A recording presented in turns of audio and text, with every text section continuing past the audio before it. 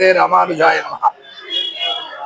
ராஜமன்னார்குடி ஸ்ரீ ராஜகோபால சுவாமி திருக்கோவில் பங்குனி மாதம் நடைபெறும் 18 நாள் பிரம்மோற்சவத்தில் 16ஆம் நாளான வெண்ணத்தாழி மகோத்சவத்திலே எம்பெருமான் வெண்ணெய் குடத்தை அணைத்தபடி சிறு குழந்தையாக கண்ணனாக திருவீதி வலம் வருவார்.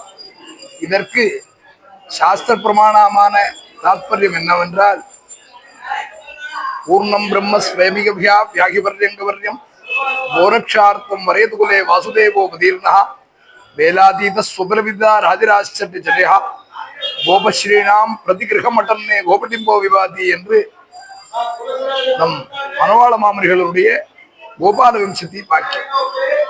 இதில் சுவாமிகள் என்ன அபிப்பிராயப்படுகிறார் என்றால், பூர்ணம் பிரம்மமாகிய எம்பெருமான் உலகத்தையே காத்து ரட்சித்து அழிக்கும் தோழையான செய்யக்கூடிய எம்பெருமான் ஒரு சிறு வெண்ணைக்காக ஒவ்வொரு கோபஸ்ரீகளுடைய வீட்டிலும் சென்று நடனமாடுகிறார்.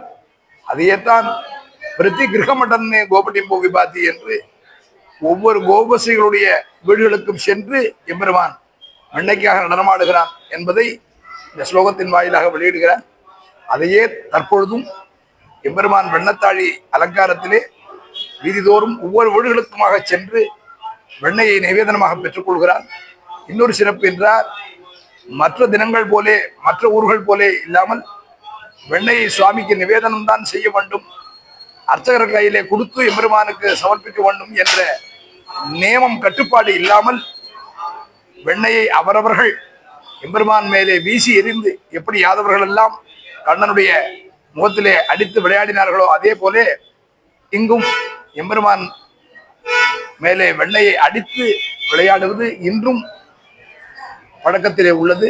அப்பேற்பட்ட இத்திருவிழாவினை காண வரும் அனைவர்களுக்கும் எம்பெருமானுடைய அனுகிரகமானது கிடைக்க வேண்டும் என்பதை எம்பெருமான் திருவிழா சரணாரவிந்தங்களிலே பிரார்த்திக்கிறோம்.